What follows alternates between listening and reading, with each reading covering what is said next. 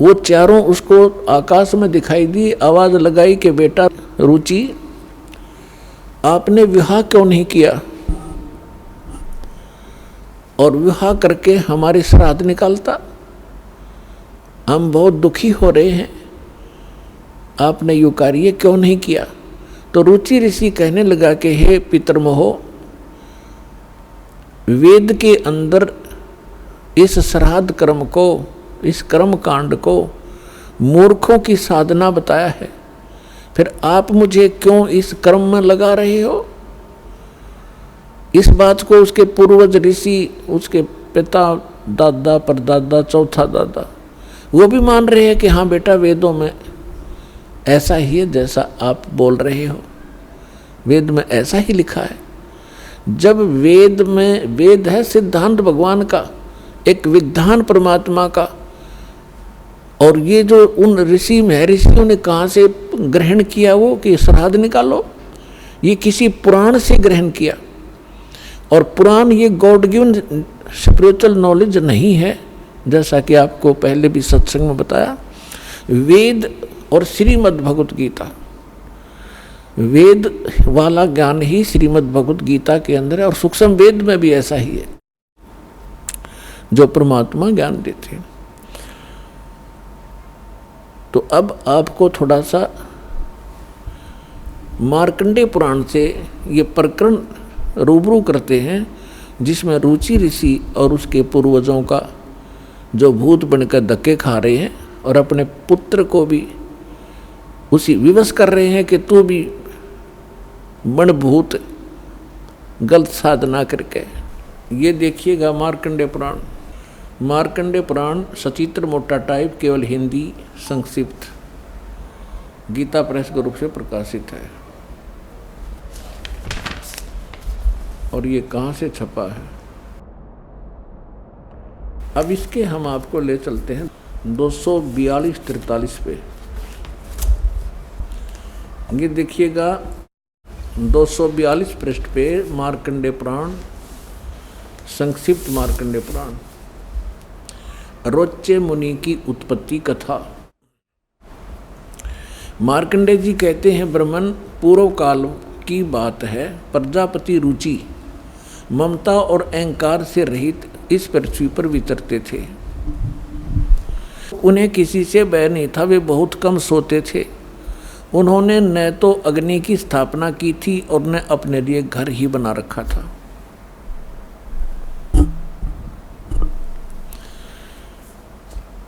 वे एक बार भोजन करते और बिना आश्रम के ही रहते थे। उन्हें सब प्रकार की आसक्तियों से रहित एवं मुनिवर्ती में रहते देख उनके पितरों ने उनसे कहा। पितर बोले, बेटा ये देखो, ये भूत दिख गए इसने, ये देखो ये भूत दिखाई देंगे चारों,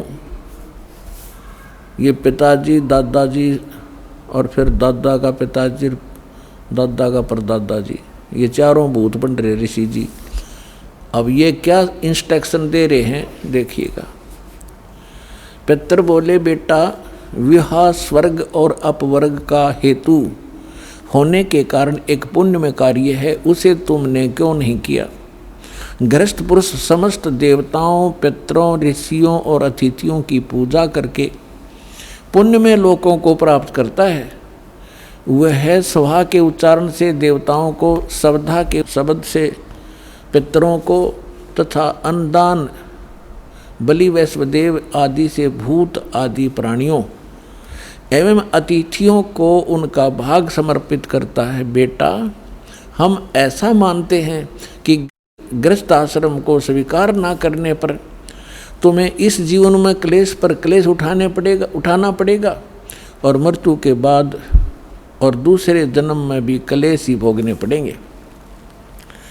अब रुचि ऋषि कहता, पितृगण परिग्रह मात्र ही अत्यंत दुख एवं पाप का कारण होता है और तथा उससे मनुष्य की अधोगति होती है। यही सोचकर मैंने पहले स्त्री संग्रह नहीं किया। अब हम ज़्यादा ना पढ़ के आपको अपने काम की बात पढ़ावांगे। पितर बोले, बेटा जितेंद्रिय होकर आत्मा का प्रक्षालन करना उचित ही है। तुम जिस पर चल रहे हो वह मोक्ष मार्ग है। रुचि ने पूछा, पितामहो वेद में कर्म मार्ग को, किसको? जैसे ने अभी बताया था कि इन्होंने बताया था इन पितरों ने कि गृहस्थ पुरुष समस्त देवताओं, पितरों, ऋषियों और अतिथियों की पूजा करके पुण्य लोकों को प्राप्त करता है। वह स्वाहा के उच्चारण से देवताओं को सवधा के शब्द से पितरों को अन्न दान, बलि, वैश्वदेव आदि से भूत और आदि प्राणियों एवं अतिथियों का उनको भाग समर्पित करता है। बेटा हम ऐसा मानते हैं, गृहस्थ आश्रम को स्वीकार ना करके तुमने जीवन में क्लेश पे क्लेश भोगने पड़ेंगे। भावार्थ है कि जो तुम ये श्राद्ध श्रुद्ध ना निकालता, ये निकाल है। अच्छा यूँ क्या कह रहा है फिर? ये कह रहे हैं कि जो तू लग रहा है ना, यूँ तो है मोक्ष मार्ग। अब इसके पूर्वज कह रहे हैं कि जो तू लग रहा है वो मोक्ष मार्ग है, और हम बताओ वो नरक मार्ग में आ जा, तू मोक्ष मार्ग न छोड़ दे। ये देवता कह रहे, इसके पितर देखो। पितर बोले, बेटा जितेंद्रिय होकर आत्मा का प्रक्षालन करना उचित है, किंतु तुम जिस पर चल रहे हो तो मोक्ष मार्ग है। अरे हम बतावेंगे वो कौन सा मार्ग है। अब रुचि ने पूछा, पितामहो वेद में कर्म मार्ग को अविद्या कहा गया है। ये श्राद्ध श्रुद्ध निकालना, भूतों की पूजा करना, तेरहवीं करना, ये सारा कर्म मार्ग है, कर्म कांड है। वेद में कर्म मार्ग को अविद्या, मूर्खों का मार्ग कहा गया है। फिर क्यों आप लोग मुझे उस मार्ग पर लगाते हैं?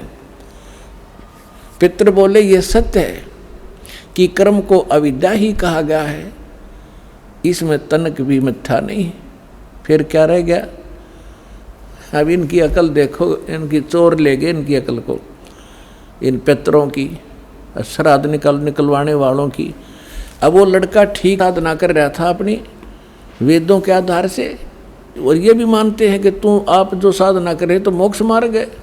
और नो क्या हमारे वाले में आ जा, तू कुएं में गिर पितर बने।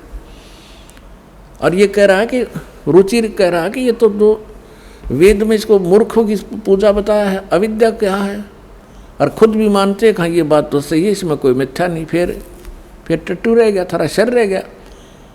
क्या रह गया? जो वेद में रिजेक्ट कर दिया कि साधना नहीं करनी चाहिए, पितृ पूजा, भूत पूजा। अब कहने का भाव ये है कि इन्होंने इस रुचि को डरा धमका के, अटबट सुना के, अब जिसके पहले वाले चार दादे परदादे पिताजी दिखाई दे जा, ये तो खैर बुद्धिमान व्यक्ति था, थोड़ा बहुत इसने तो अपना तर्क दे भी दिया। और आपको कोई चार दादे दिख जाए तो जब समर्पण कर दो, बोलो जी के को वही कर दूंगा। तो हमने इन दादों के चक्कर में ही पाना नहीं। कई भक्त कहते हैं कि भाई जैसे अपने पूर्वज दिखाई दे जा, पिताजी दिखाई दे जा, और वो कहे कि मेरे श्राद्ध निकलवा दो, तो कैसे मना किया जा सकता है? पुण्यात्माओं, तर्क के साथ विवेक से चलना पड़ेगा हमने। वो तो कुएं में गिर गए, अरे वो कह काजा बेटा तू भी गिर जा इस कुएं में, बुद्धिमान तो पड़े नहीं। बुद्धिमान का कर्तव्य बनता है कुएं में गिरे हुए व्यक्ति को भी निकालने की चेष्टा करे, कोई ऐसा साधन खोजे, उसमें रस्सा फांस दे। तब उसने कहा आप भी पकड़ दो और बाहर आ जाओ, आपकी भी जान बचाए, मुझे क्यों मरवा रहे हो पिताजी। तो बुद्धिमता इसमें होती है। अब कुएं में गिरे हुए व्यक्ति को निकालना चाहिए, ना कि भावुकता में छलांग लगा दे, दोनों मर गए फिरता है। तो इन गलत साधना करके जो भूत योनि, पितृ योनि प्राप्त कर चुके हैं, उस साधना को हम नहीं करेंगे, नहीं तो हम भी उस कुएं में गिर जाएंगे। अपने आत्मा श्रीमद् भगवत गीता में क्या बताया है? श्रीमद् भगवत गीता अध्याय नंबर 9 के श्लोक नंबर 25 में कहा है कि जो देवताओं की पूजा करते हैं देवताओं को प्राप्त होते हैं, और जो पितरों की पूजा करते पितरों को प्राप्त होंगे, पितर बन जाएंगे। और भूतों की पूजा करने वाले भूतों को प्राप्त होंगे, वह भूतों वाले ग्रुप में चले जाएंगे भूत बन के। और गीता ज्ञानदाता कहता है मेरी भक्ति करोगे मुझे प्राप्त होगे। देखिएगा ये श्रीमद् भगवत गीता, गीता प्रेस गोरखपुर से प्रकाशित है। जयदयाल गोविंद का इसके अनुवादक हैं। अध्याय नंबर 9 के श्लोक नंबर 25 को आपके रूबरू करते हैं। ये है अध्याय नंबर 9 श्रीमद् भगवत गीता और 25वां श्लोक। देवताओं को पूजने वाले देवताओं को प्राप्त होते हैं, पितरों के पूजने वाले पितरों को प्राप्त होते हैं, पितरों को प्राप्त होंगे पितर बन के जाएंगे वे, और भूतों को प्राप्त होने वाले भूतों को प्राप्त होते हैं, मेरा पूजने वाले मुझको प्राप्त होता है। अब इस पवित्र श्रीमद् भगवत गीता ने भी स्पष्ट कर दिया, भूत पूजोगे तो भूत बनोगे, पितर पूजोगे पितर बन जाओगे, और देवताओं की पूजा करोगे देवताओं के लोक में जाकर उनके अनुचर बनोगे। और गीता ज्ञानदाता कहता मेरी पूजा करोगे मुझे प्राप्त होगे। अंडरस्टूड है। अब सूक्ष्म वेद में कहा है कि राम रमे सो राम है, देव रमे सो देव, और भूत रमे सो भूत बने, समझ देख सुर भेव। अब आपको एक छोटी सी कथा सुनाता ये दास। जो हमारे सतग्रंथ हैं उनके अनुसार हम साधना करेंगे तो हम सफल होंगे। श्रीमद् भगवत गीता अध्याय नंबर 16 के श्लोक 23 और 24 में कहा कि अर्जुन, शास्त्र विधि को त्याग कर जो मनमाना आचरण करते हैं उनको न तो सुख होता है, न उनको कोई सिद्धि प्राप्त होती है, और न ही उनकी गति होती है, अर्थात यूजलेस। इससे तेरे लिए अर्जुन कर्तव्य और अकर्तव्य की अवस्था में कौन सी साधना करनी चाहिए कौन सी ना करनी चाहिए, उसके लिए सदग्रंथ यानी शास्त्र ही प्रमाण है। किसी अन्य व्यक्ति की लोक वेद पर विश्वास ना करना। अब आपको सत्संग में पहले बताया था कि सदग्रंथ कौन से हैं जिनमें वर्णित साधना हम करें वो शास्त्र अनुकूल है। पवित्र चारों वेद और पवित्र श्रीमद् भगवत गीता जो वेदों का निष्कर्ष है, और सूक्ष्म वेद जो परमात्मा ने स्वयं अपने मुख कमल से आकर यथार्थ ज्ञान दिया है। इसके अतिरिक्त जो पुराण हैं वो परमात्मा का आदेश संविधान नहीं है, वो ब्रह्मा जी का ज्ञान है। और ब्रह्मा जी के साथ साथ फिर उन्होंने प्रत्येक ऋषि ने अपना कुछ अनुभव मिला करके अलग अलग पुराण बांट दिए। शिव पुराण, विष्णु पुराण, जो देवी पुराण, मार्कंडेय पुराण। जैसे मार्कंडेय ऋषि जी ने ब्रह्मा जी से प्राप्त ज्ञान को अपने हिसाब से सेट करके वेदों से मिला करके बनाया, तो जो वेदों से मिलता है वो तो वेद ज्ञान है, और जहाँ मार्कंडेय ऋषि ने अपने तुक्के मारे हैं वो पुराणों का ज्ञान है, ब्रह्मा जी का ज्ञान है, वो गॉड गिवन नहीं है। जो परमात्मा का दिया हुआ ज्ञान है वो संविधान है, उसके अतिरिक्त किसी ब्रह्मा जी का या किसी ऋषि का दिया हुआ विधान है अध्यात्म मार्ग का, तो उसका अपना है, एक अधिकारी का आदेश है, मालिक का आदेश नहीं है।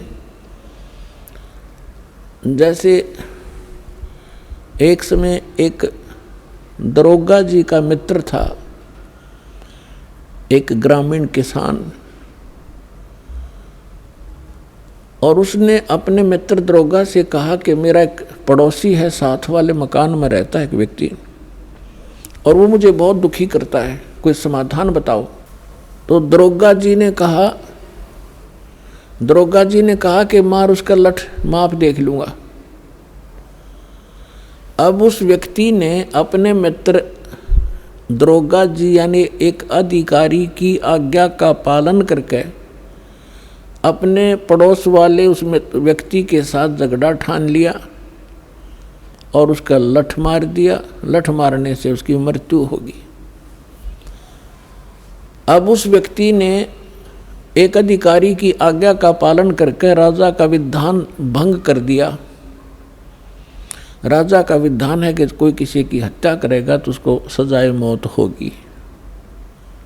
वही अधिकारी, वो SHO, अपने उस मित्र को अरेस्ट करना पड़ा उसने और हवालात में डालना पड़ा और फिर उसको सजाए मौत होगी। तो पुण्यात्माओं, जो वेद गीता और सूक्ष्म वेद ये है विधान परमात्मा का। इसके अतिरिक्त कोई व्यक्ति विशेष या कोई ऋषि विशेष या कोई देव विशेष अपने सत्र का कोई ज्ञान आपको देता है, आदेश देता है कि ऐसा कर लो ऐसा कर लो, अगर वो वेदों में नहीं मिलता है तो वो परमात्मा का विधान खंड होगा उसकी आज्ञा पालन करने से। अब आपको थोड़ी सी झलक दिखाते हैं इन ये कहाँ से लाए श्राद्धने का ये सिस्टम।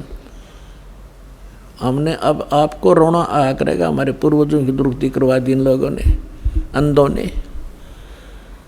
एक टीचर का फर्ज बना है अपने सिलेबस ने ढंग से जाने और फिर विद्यार्थियों को पढ़ावे। अब आपको दिखाते हैं श्री विष्णु पुराण। अपने आत्मा यही पुराणों की अगर माने तो पुराणों के अंदर भी बहुत सा ऐसा विवरण दे रखा है जो जैसे दास ने बताया था कि जैसे हमारे सदग्रंथ हैं ये एक वन है और वन के अंदर बहुत सी अच्छी जड़ी बूटियाँ होती हैं और जानकार व्यक्ति उन अच्छी जो आवश्यक हैं उन जड़ियों को निकाल कर एक औषधि बना लेता है। उस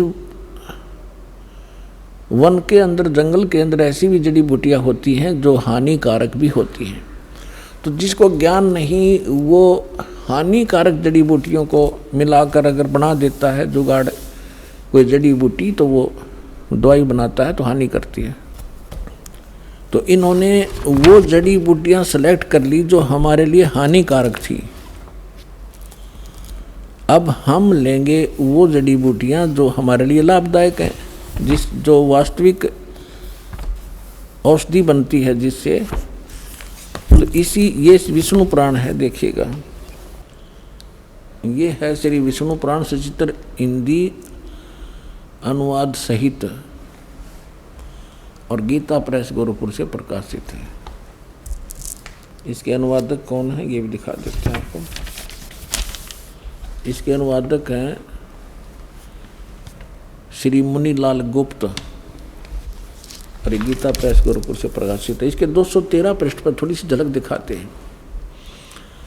समझदार को संकेत पर्याप्त होता है। ये तृतीय अंश और अध्याय नंबर 15 चल रहा है, 16 के आगे शुरू हो जाता है। हम 15 पढ़ेंगे। हे राजन, श्राद्ध करने वाले पुरुष से विश्व देवगण पितृगण पितामह और कुटुंबजन सभी संतुष्ट रहते हैं। जो श्राद्ध करते हैं उनसे देवगण पितृगण पितामह कुटुंबीजन सभी संतुष्ट रहते हैं। आगे क्या कहा कि हे भूपाल, पितृगण का आधार चंद्रमा है और चंद्रमा का आधार योग है, इसलिए श्राद्ध में योगी जन को नियुक्त करना अति उत्तम है। हे राजन, यदि श्राद्ध भोजी एक सहस्र ब्राह्मण हों, ब्राह्मणों के सम्मुख श्राद्ध खाने के लिए आए हुए 1000 ब्राह्मणों के सम्मुख एक योगी भी हो तो वह यजमान के सहित उन सब का उद्धार कर देता है। अब इससे क्या स्पष्ट हुआ? वही श्राद्धों की महिमा बताने वाला औरव ऋषि बोल रहे हैं। औरव वो क्या बता रहा है कि श्राद्ध निकालने वाला पितरों को और पितृगण पितामह कुटुंबीजन और देवताओं को खुश करता है। फिर इसके साथ साथ फिर स्पष्ट कर दिया है कि श्राद्ध कर रहे हो। श्राद्ध का अर्थ होता है एक धार्मिक अनुष्ठान। तो उसमें ये बताया कि उस धार्मिक अनुष्ठान में यदि 1000 ब्राह्मण आ रहे हों श्राद्ध जीवने वाले, उनके सामने एक योगी आ जा उनके साथ में। अब योगी का क्या अर्थ है? गीता अध्याय नंबर 2 के श्लोक नंबर 53 में कहा कि अर्जुन, जिसमें तेरी बुद्धि भिन्न भिन्न प्रकार के वचनों से विचलित ना होकर हटकर एक तत्व परमात्म तत्व ज्ञान के ऊपर आश्रित हो जाएगी, तब तो तू योग को प्राप्त होगा, तू भगत बनेगा, योगी बनेगा। तो अब यही बताया है कि योगी वो होता है जो पूर्ण परमात्मा के ज्ञान से परिचित हो, अटल ज्ञान रखता हो, सत साधना कर रहा हो।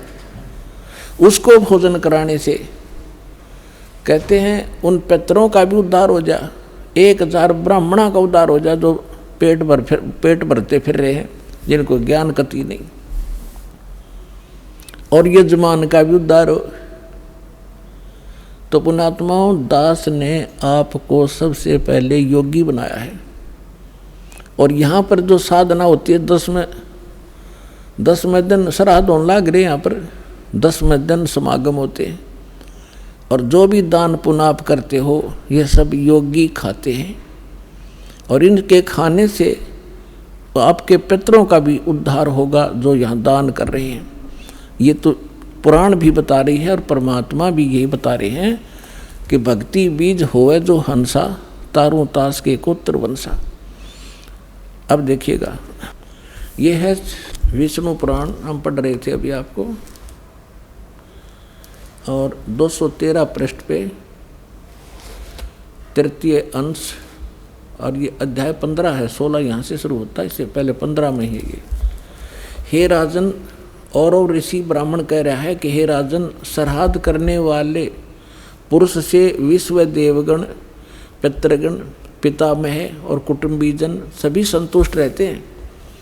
हे भूपाल, पितृगण का आधार चंद्रमा है और चंद्रमा का आधार योग है, इसलिए श्राद्ध में योगी जन को नियुक्त करना अति उत्तम है।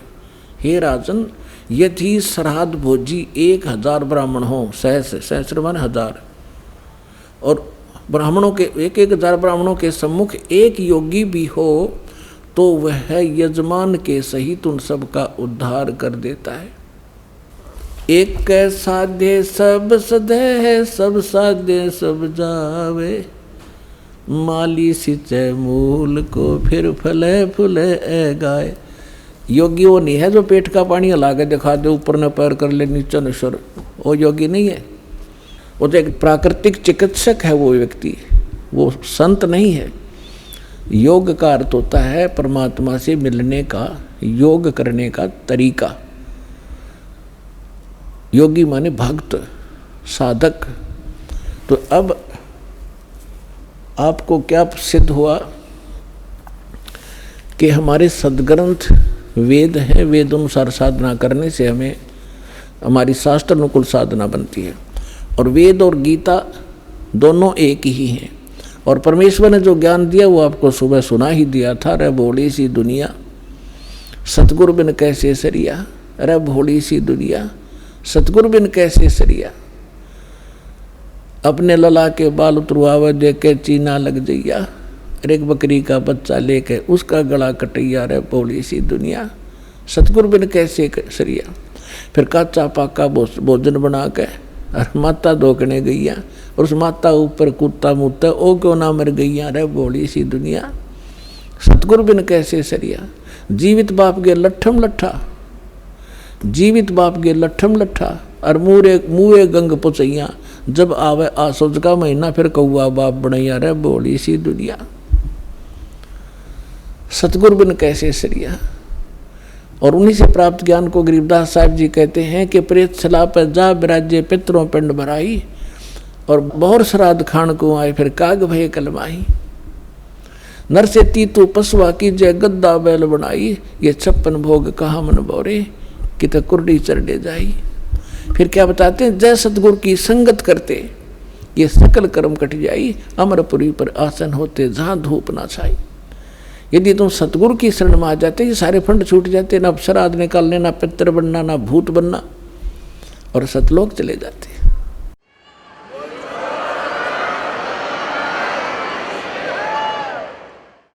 एक जीवित उदाहरण देता हूं आपको। मेरे पूज्य गुरुदेव जी इसी हरियाणा स्टेट से भिवानी डिस्ट्रिक्ट में एक दादरी के पास बड़ा पैतावास गांव है, वहाँ के रहने वाले थे। उनका जन्म पवित्र ब्राह्मण कुल में हुआ था, लेकिन उनको ज्ञान हो गया था कि जिस आधार से ये ब्राह्मण ब्राह्मण कहलाते हैं ये ब्राह्मण नहीं है, ये तो एक परंपरा पड़ेगी। जैसे कोई वैद्य था और बहुत सुप्रसिद्ध वैद्य था, नब्ज पकड़ते ही रोग बता देता था और बढ़िया औषधि देकर स्वस्थ कर देता था। तो उस वैद्य के वंशजों को आने वाले समय में वैद्य कहने लग गए सारे, कृपाराम वैद्य, बलवान सिंह वैद्य, फलाना वैद्य। और वो वैद्य है केवल सरनेम बन गया उनका, वो वैद्य नहीं है।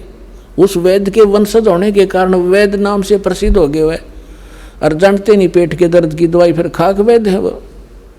इसी प्रकार जो ब्राह्मण हैं वर्तमान के, जिनको हम ब्राह्मण कहने लगे, ब्राह्मण, तो उस कुल में हमारे पूज्य गुरुदेव जी का जन्म हुआ। और उनको जब ज्ञान हुआ, जो पता चला कि ये तक केवल ब्राह्मण है, पंडित नहीं है।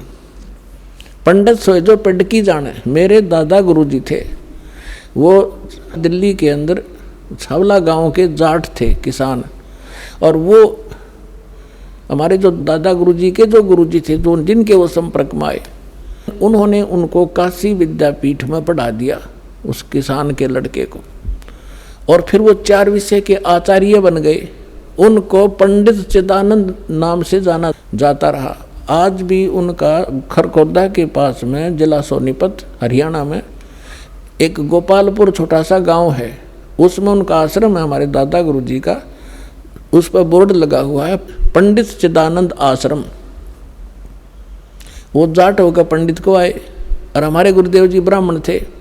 बोले नहीं, हम ब्राह्मण नहीं, हम संत हैं। तो कहने का भाव ये है कि मेरे पूज्य गुरुदेव जी जब 15-16 वर्ष की आयु के थे, खेतों में पशु चरा रहे थे। पहले यही काम करते थे, गौएं चराते थे अपने अपने। इनके ज़मीन भी थी, खेती भी करते थे। और हमारे जो दादा गुरुजी थे उनके संपर्क में आ गए। इनको प्रेरणा हुई, इन्होंने सोचा कि यदि मैं घर से निकलूँगा वैसे तो पीछे पीछे घर वाले भाग लेंगे, ये फेर लाओगे पकड़ गए। उन्होंने ऐसी सूझबूझ की। पहले वन बहुत होते थे, जंगल होते थे बड़े बड़े। इन्होंने क्या किया, एक दिन 2 कपड़े ले गए अपने, 2 ड्रेस, एक पहन गए एक और ले गए। और शाम के समय जब पशुओं को लेकर चलने का समय हुआ, अपने साथी दूसरे ग्वालों से कहा कि आप चलो, मैं आ रहा हूँ, एक बार फ्रेश होया हूँ। जंगल में घुस गए और वो अपने पशु लेकर घर न आ गए। उन्होंने क्या किया, जंगल में जाके दिन में वो देख आए थे सारा साजबाद। एक पशु खा रखा था किसी हिंसक पशु ने, किसी शेर ने या भेड़िए ने, कोई बकरा बुकरा खा रखा था। उसकी अस्थि पड़ी थी। उनके पास, उनके ऊपर अपने कपड़े डाल दिए जो पहन के गया था, और दूसरे पहन करके वो सीधे चले गए जहाँ मेरे गुरुजी थे, उनके गुरुजी थे। अब रात्रि का समय हो गया। उस समय कोई ऐसा टॉर्च टार्च भी ना होया करती गांव में। लगभग 100-125 वर्ष पहले की बात है। कुछ देर इंतजार की भाई। वो उनका नाम था हरद्वारी, बचपन का। तो घर वालों ने पूछा, और दूसरे साथियों जो उनके साथ गए थे ग्वाले, कि भाई हरद्वारी नहीं आया। उन्होंने कहा कि वो आता ही होगा, वो फ्रेश होने चला गया था थोड़ा सा अंदर। काफ़ी देर इंतजार करके घर वालों ने चिंता बन गई, भाई कोई हिंसक पशु रहते हैं यहाँ पर जंगल में, और बालक को कहीं हानि ना पहुँचा दी हो। 10-15 व्यक्ति चले साथ में ग्वालों को लेकर के, जिनने देखा था इधर गया था अंधेरे में। उसमें ऐसी टॉर्च टार्च भी ना थी, एक दीपक सा जला रखा था, लालटेन दे रखी थी, थोड़ा थोड़ा टिमटिमाता सा प्रकाश था। ढूंढते ढूंढते खोजते खोजते अंदर गए, देखा तो वहाँ कपड़े पड़े, अस्थि पड़ी। एकदम अंधे हो गए। कहने लगे भाई बच्चा तो खा लिया, ओहो तो ये पड़ा भाई। फटाफट उसको उठाया, कपड़ों में बांधा, लाकर थी बनाकर सुबेरे सुबेरे फूंक दिया। और फिर होगी उसकी 13वीं शुरू। अस्थि ठाई, फिर गंगा में डाल के आए, फिर 13वीं करी, महीना करा, 6 माही करी, वर्षी करी, और फिर हो गए वो श्राद्ध शुरू। वो जा रहे अपना कल्याण कराने के लिए। जब उनका सतलोक गमन का समय हुआ, मेरे पूज्य गुरुदेव जी मुख्य तौर पर पंजाब में रहा करते थे। पंजाब में एक तलवंडी भाई नाम का छोटा सा कस्बा है फिरोजपुर जिले में, और एक उनका आश्रम था मोगा में। तो तलवंडी में भी आश्रम था, अधिकतर वो तलवंडी रहा करते थे, वहाँ के सेवादार ज़्यादा थे। तो तलवंडी भाई वो रहा करते थे। दास को दीक्षा देने का आदेश वो दे चुके थे 1994 में। 1996 में वो अपने गांव में आए, इस पैंतावास दादरी के पास। हमें पता चला कि गुरुजी यहाँ आए हुए हरियाणा में। उनके साथ हमारे ही शिष्य, उनके बच्चे 2 सेवा में रहा करते थे। उनका संदेशा पहुंचा, गुरुजी आ चुके हैं। तो दास भी चला गया। उस समय गांव-गांव में सत्संग किया करते थे। जब हम वहाँ पहुँचे, प्रणाम किया गुरुदेव को। उसमें सारा गांव देखने आया कि वो व्यक्ति तो जीव है जिसने हमारा मान रहे थे। सारा गांव देखने आया। वो गए थे लगभग 100 वर्ष के बाद। जाते ही बता दिया कि ये मेरे चाचा का घर था, ये हमारा घर था, हम इतने भाई इतनी बहन। तब उनको यकीन हुआ सचमुच तो वही हरिद्वारी है। सारी पीढ़ी बता दी। तो जब दास वहाँ पहुँचा तो एक 92 वर्ष की 92 ईयर ओल्ड उनकी भाभी बैठी थी।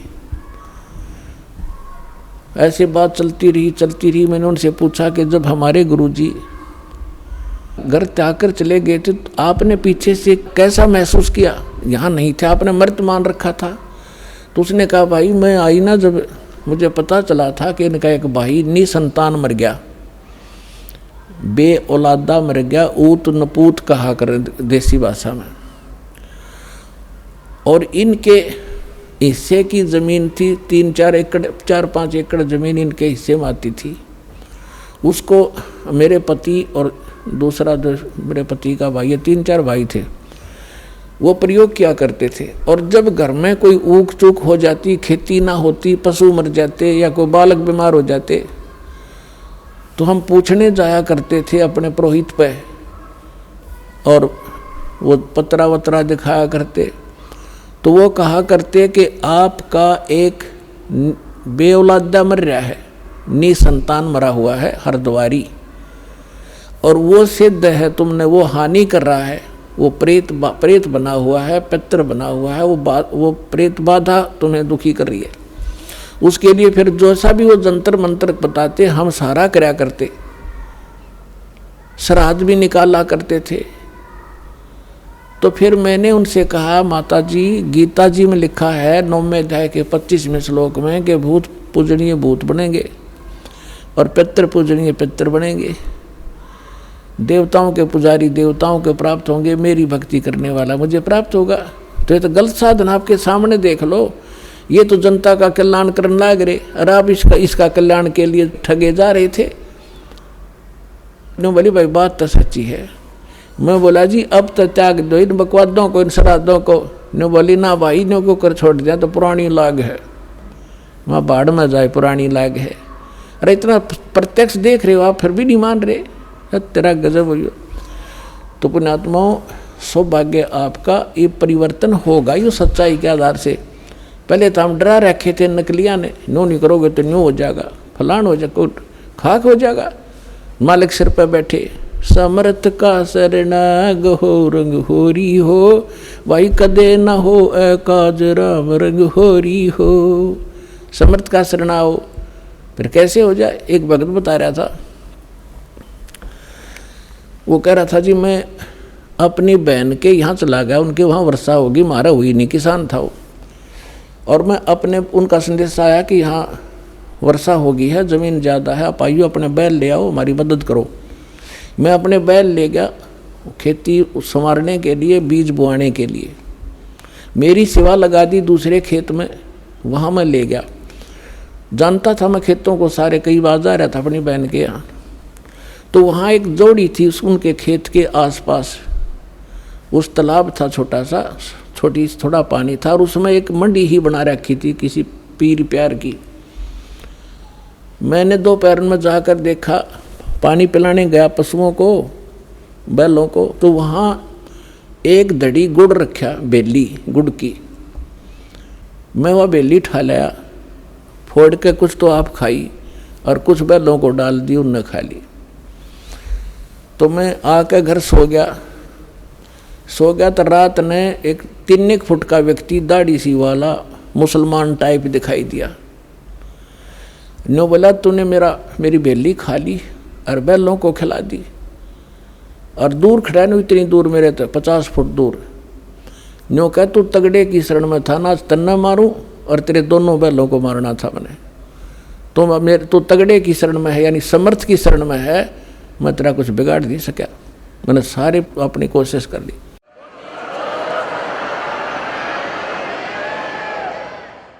तो मैं सुबह उठा, मेरा पसीने आ रहे, डर गया मैं। फिर उसने देख कर अकल सकल सी उसकी, मैंने अपनी बहन से पूछा कि मैंने ऐसे ऐसे एक बेली रखी थी, गुड़ आप खा लिया, कुछ बैलों को खिला दिया, और मुझे ऐसे ऐसे कितनी उम्र साइज का वो एक व्यक्ति दिखा, मुसलमान जैसा, यू के है। तो उसकी बहन बोली, रे भाई तू बच क्यों कर गया, उसने तो घने चट्टक कर रखे हैं, जब उसका किसी ने इतना भी कोई सामान उठा लिया ने, उसको मारे और उसके पशुओं में इतनी हानि कर दिया, था हाहाकार मचा देता, तुम बचा क्यों करे।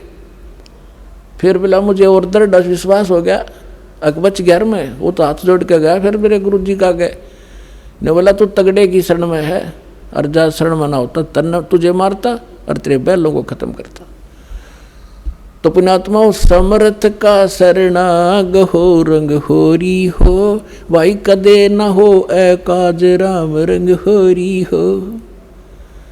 आइए अब हम उन श्रद्धालुओं के अनुभव जानते हैं जो जगत गुरु तत्वदर्शी संत रामपाल जी महाराज जी से दीक्षा प्राप्त कर चुके हैं तथा उनके द्वारा बताए गए भक्ति मार्ग पर चल रहे हैं। नमस्कार सर।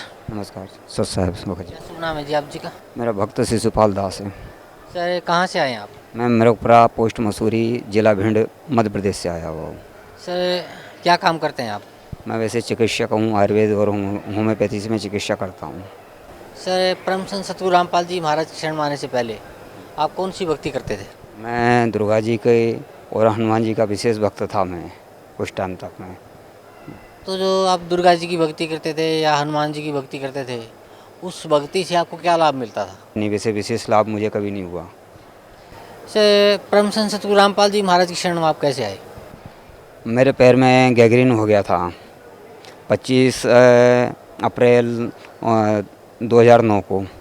मैं भिंड पहुंचा था, उस टाइम चुनाव का माहौल था। मुझे एक बंदा लेके गया था, भिंड हॉस्पिटल में लेके गया था।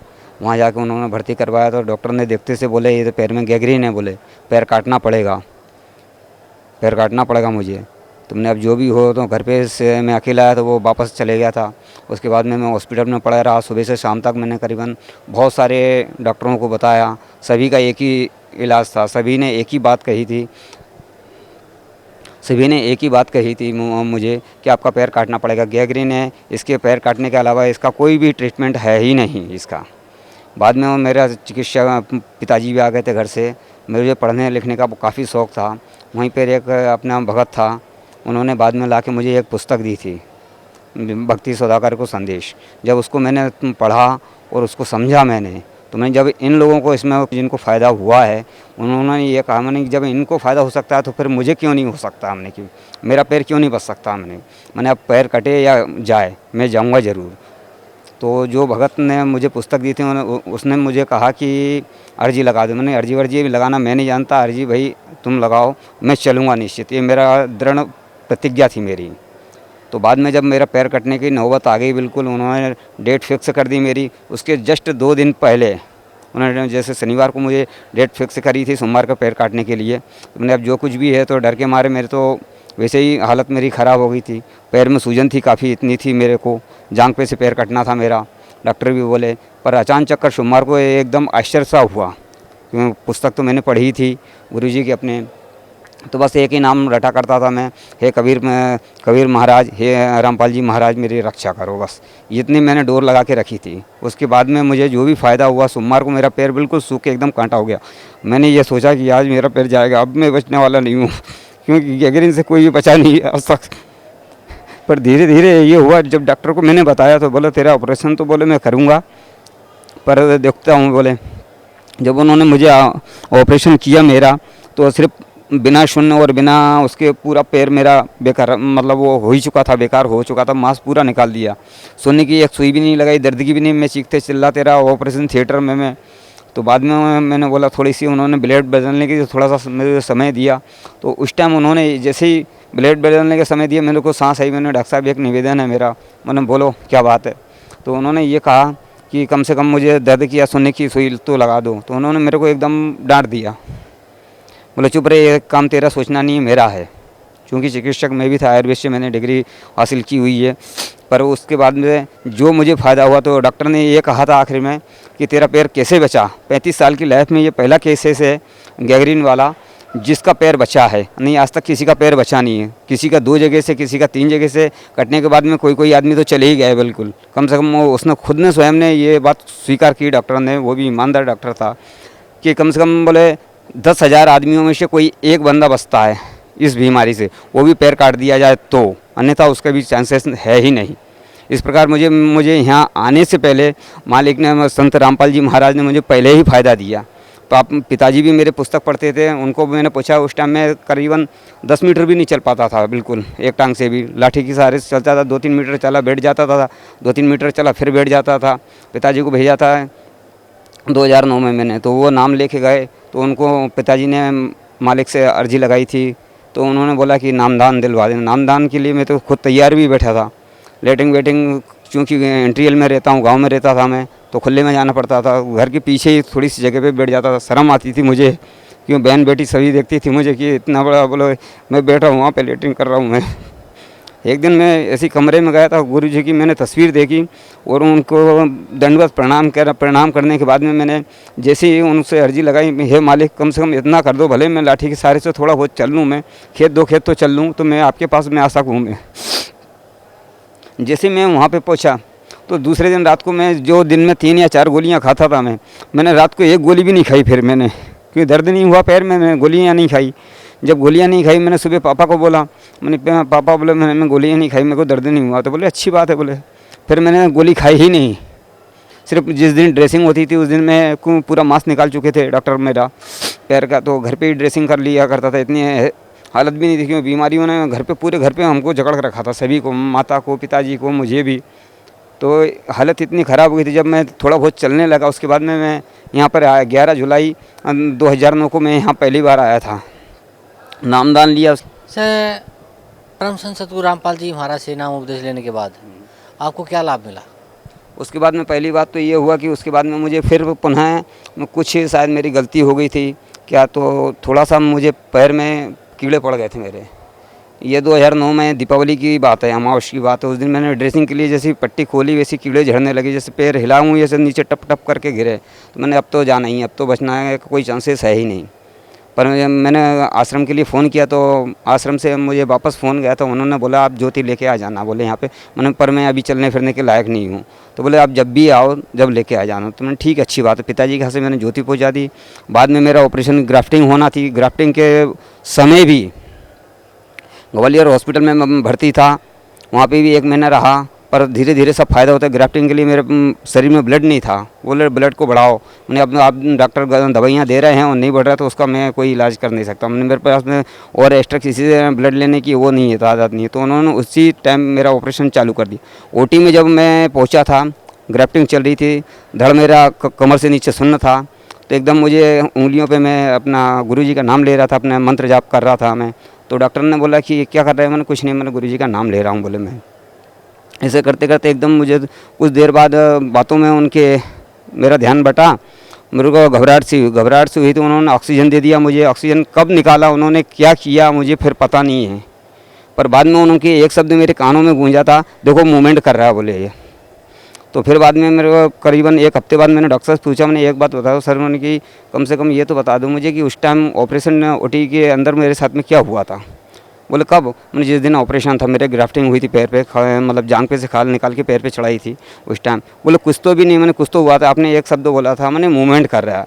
मेरा गैर होश हुआ नहीं था, मैं बेहोश हुआ नहीं था मैं, पर मेरे शब्द में बीच में कहाँ गई ऑक्सीजन आपने कब निकाली मेरे शरीर से, मुँह पे से कब हटाई थी, मुझे जानकारी नहीं। तो बोले तुम बोले 5 या 7 मिनट के लिए बोले चले गया था, बोले शरीर में जान नहीं रही थी। जो हार्ट में इंजेक्शन लगाते हैं वो भी इंजेक्शन लग चुका था, पर मुझे कुछ भी नहीं पता था। इस प्रकार परमात्मा ने मुझे डबल से जीवन दान दिया था मुझे वापस। उसके बाद में फिर भक्ति करते रहा मैं आराम से। अभी 2 साल पहले मुझे लीवर और तिल्ली में अचानक चक्कर बहुत ज़्यादा सूजन आ गई। डॉक्टर ने फिर ऑपरेशन का बोला मुझे कि ऑपरेशन करवा लो आप। बोले ऑपरेशन नहीं करवाओगे तो बोले मर जाओगे। तो मैंने आप जिंदा रखने की मुझे गारंटी देते हो क्या? बोले ऐसा भी कोई होता है क्या? नहीं होता। मैंने छुट्टी करो मेरी। तो बोले ये दवाइयाँ लेते रहना।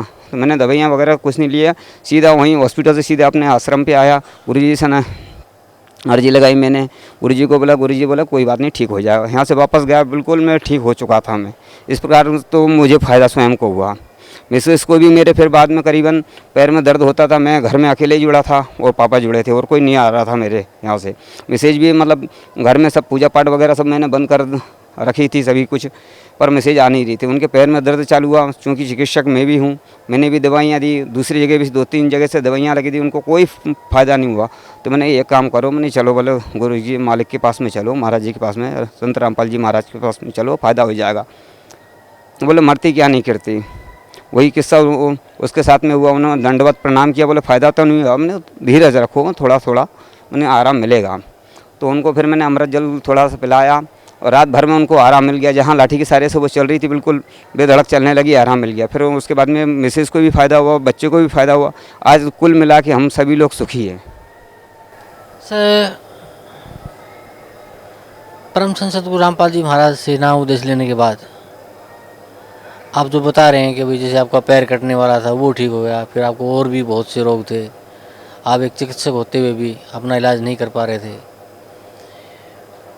फिर आपने परम संत सतगुरु रामपाल जी महाराज से प्रार्थना की, उनसे अरदास लगाई, तो माता आशीर्वाद से आपके वो रोग ठीक हो गए। आपकी पत्नी को भी बीमारी थी वो भी ठीक हो गई। तो सर, भगत समाज को आप क्या संदेश देना चाहते हैं? मैं भगत समाज को संदेश यही देना चाहता हूँ, आज ये संत रामपाल जी महाराज, इनको एक संत ना समझते हुए पूर्ण परमात्मा समझिए। ऋग्वेद में लिखा हुआ है, शाप लिखा हुआ है कि पूर्ण परमात्मा इंसान के पाप से पाप कर्म को भी काट कर 100 वर्ष की आयु प्रदान करता है। मैं सभी को ये बोलता हूँ, वो लोग यहाँ पे बरवाला जिला हिसार हरियाणा में आएँ और अपना आत्मकल्याण करवाएँ। जी धन्यवाद आपका, बहुत बहुत धन्यवाद। नमस्कार सर। सर साहब सर, क्या शुभ नाम है जी आपका? मेरा नाम सर अखिलेश दास हैगा। मैं ग्राम महुआ चाचर, जिला हरदोई, यूपी का रहने वाला हूँ। सर क्या काम करते हैं आप? सर मैं राजमिस्त्री हूँगा। सर, संत रामपाल जी महाराज की शरण में आने से पहले आप कौन सी भक्ति करते थे? सर मैं इनसे पहले जो है हमारे घर में जो है ब्रह्मा विष्णु महेश की ये पूजा वूजा और जो व्रत करते थे, देवी दुर्गा माता का जो व्रत करते थे, हम भी कभी कभी व्रत करते थे। और जो है ये हमारे इधर जो डिस्ट्रिक्ट के सीतापुर में पड़ता है नाभी सारायण अमावस्या, वहाँ हर जाते थे जो है। और यही जो शंकर जी का स्थान है कि गोला लखीमपुर में, वहाँ भी जाया करते थे। लेकिन मेरे घर में कोई जो है सुख शांति नहीं होती थी, सब परेशान रहते थे। कोई लड़ाई झगड़ा मुकदमेबाजी, बहुत परेशान रहते थे। बीमारी सारे कुछ बचन नहीं हो रही थी, बहुत परेशान रहते थे सब। तो सर, संत रामपाल जी महाराज की शरण में आप कैसे आए? संत रामपाल जी की महाराज की शरण में ऐसा है, हम यहाँ से गए थे अपने सिस्टर की शादी में, शाहजहानपुर में मेरी मौसी की लड़की है, वहाँ गए थे। वहाँ शादी के बाद में मैं जो है मेरे पैर में दर्द होने लगा। दर्द होने के बाद में जो है वहाँ पे वो कुछ दर्द होने लगा, तो हमने सोचा ऐसे ही हल्का होगा। मैं फिर गाज़ियाबाद आया था, गाज़ियाबाद में मैं काम करता हूँ राजमिस्त्री का। उसके बाद में मेरे पैर में दर्द होने लगा, सवारी मिली नहीं, तो मैं अपने घर चला गया गाँव हरदोई महुआ चाचर को। वहाँ पे मेरे पैर में पता नहीं क्या हो गया, तो बहुत तेज़ दर्द हुआ। तो मैंने जो है डॉक्टर के पास ऑपरेशन करवाया। ऑपरेशन से वो इन्फेक्शन हो गया मेरे शरीर में, पूरा खून सा काला जैसा हो गया, पूरा शरीर में जहर हो गया समझ लो। इतना दर्द हो रहा था कि पूरे शरीर में फोड़े जैसे बन गए थे। इतना दर्द हो रहा था जैसे कि लग रहा हो कि अब मेरी जान बस निकलने ही वाली है, बहुत तेज़ दर्द हो रहा था। फिर वहाँ से लेकर के गए तुरंत हरदोई हॉस्पिटल में, कटिहार नर्सिंग होम में गए, बड़ा हॉस्पिटल रहेगा, वहाँ लेके गए। वहाँ पे बस तुरंत इलाज हुआ ना, उसके बाद में मुझे कुछ वहाँ 3-4 दिन तक भूख नहीं लगी और जो है दवाई तो कुछ हल्की थोड़ी बहुत फ़ायदा की। उसके बाद में मेरे मामा जी और मेरी मौसी जी यहाँ से जुड़ी थी, उन्होंने यहाँ प्रार्थना की थी। इनको पता हुआ कि मतलब यहाँ पे जो मेरा भांजा है वो ठीक हो जाएगा, मैं वहाँ लाऊंगा। ये गए मुझे देखने थे, मैं बीमारी था, वहाँ पे कुछ अच्छा नहीं लग रहा था, मुझे महक अच्छी नहीं लग रही थी वहाँ सरकारी हॉस्पिटल में जो प्राइवेट था उसमें। तो वहाँ पर मैं रुका नहीं, अच्छा नहीं लगा, मैं बीमार ही अपने घर चला गया। हमने सोचा चाहे जान चली जाए लेकिन मैं यहाँ नहीं रहूँगा, अच्छा नहीं लगा। फिर वहाँ पर जो है हमने कहा जो परमात्मा करेंगे तो करेंगे। फिर वहाँ मेरे मामा जी ने ज्ञान गंगा पुस्तक दी, उस पर जो है उन्होंने कहा कि इनसे कहो कि महाराज जी आप ठीक कर देंगे हमको, ठीक होने के बाद में सतलोक आश्रम बरवाला में हम वहाँ दर्शन करने आएंगे। तो हमने सोच लिया कि परमात्मा जी अगर आप जो है ठीक कर दें तो हम कभी आपका आश्रम देखेंगे। मैंने कभी ये तक नहीं सोचा था कि कोई मैं गुरु बनाऊँगा या कुछ आगे भक्ति करूँगा। फिर उसके बाद में मैं ठीक हो गया तो मैं गाज़ियाबाद में रहता था। मैं अपने हृदय से सोचता था कि मैं कभी सतलोक आश्रम बरवाला या रोहतक जाऊँगा, देखूँगा कि आश्रम कैसा है। वहाँ पर जो है मैं ये सोचता था। एक बार जो है मेरे मामा जी आ गए, हमने सोचा चलो मैं भी चलता हूँ। यहाँ पे देखा कि मैं सोचा था कि यही ऐसे ही दर्शन करेंगे और उसके बाद में फिर वापस आ जाएंगे। मैंने देखा कि यहाँ स्वयं परमात्मा आए हुए हैं। तुरंत मुझे पता चला कि परमात्मा आए हुए हैं, तुरंत मैंने अपनी मर्ज़ी से नाम ले लिया और जो है भक्ति करने लगे। और भक्ति करने के बाद में हमको जो लाभ मिलते हैं, जो शास्त्रों में लिखा है कि परमात्मा जो है सब लाभ देते हैं, उनके मर्यादा में रहो। तो जो है हमारे घर में पहली बात तो मेरे फैमिली में भाई में वो फर्जी मुकदमे सब चलते थे, उसमें भी मतलब अपने आप वो खारिज हो गया। मैं गया तक नहीं तारीख लेने तक, अपने आप खारिज हो गया। जो मेरे विरोधी थे वही अपने घर के बन गए। मैं किसी से विरोध नहीं करता हूँ कि परमात्मा ने कहा है कि जो तो को कांटा बहे ताको वो तू फूल, कबीर परमात्मा ने कहा। तो मैं उनसे भी विरोध नहीं मानता। जो मेरे से मुकदमा किए थे मैं उन्हीं से बोलता चलता हूँ। मुकदमा भी खारिज हो गया। वो फैमिली मेम्बर भी थे, वो साथ में खाना खाते हैं और उनको भी यहाँ लाया मैं, उनको नामदान भी दिलवाया। उसके बाद में मेरे घर में जो है रहने के लिए भी परेशानी दिक्कत थी, मकान भी सारा परमात्मा की दया से सारे लाभ मिल रहे हैं। मैं और बाकी मेरे मम्मी के ब्लड प्रेशर हाई हो जाता था। उसके बाद में जो है मैंने परमात्मा से प्रार्थना की कि गुरुजी मेरी मम्मी का जो है ब्लड प्रेशर हाई हो जाता है। उसके बाद में परमात्मा ने कहा चलो देख लेंगे हम। उसके बाद में मम्मी यहाँ आई तक भी नहीं है, उनको जो है लाभ मिल गया। घर में कोई बीमारी नहीं रहता, हमारा भी शरीर ठीक रहता है। मेरा भाई एक है वो भी यहीं आता है, लगभग हर महीने बुला लेते हैं। 2 महीने में तो ज़रूर ही मैं आ जाता हूँ यहीं दिल्ली से। परमात्मा की दया है ऐसी हमारे घर पर बस। तो सर संत भगत समाज को क्या संदेश देना चाहते हैं आप? मैं भक्त समाज को यही संदेश देना चाहता हूँ, जो भी कोई आदमी जो भगत होता है उसको जो है सुख से ही जो सुख होते हैं वो पुण्य से ही होते हैं और पाप से ही दुख होते हैं। पाप कोई काटने वाला है नहीं, पाप काटने वाले हैं तो वो स्वयं कबीर परमात्मा हैं, वो उन्हीं का अवतार संत रामपाल जी महाराज हैं। मैं तो सबको ये संदेश देना चाहता हूँ, कोई भी भगत है कैसा भी है, सुखी भी है, वो भी आए संत रामपाल जी महाराज के दरबार में, यहाँ सतलोक आश्रम बरवाला में। और जो है अपने जो यहाँ जो भक्ति दी जाती है शास्त्र विधि के अनुसार दी जाती है, शास्त्रों के प्रमाण सहित दी जाती है।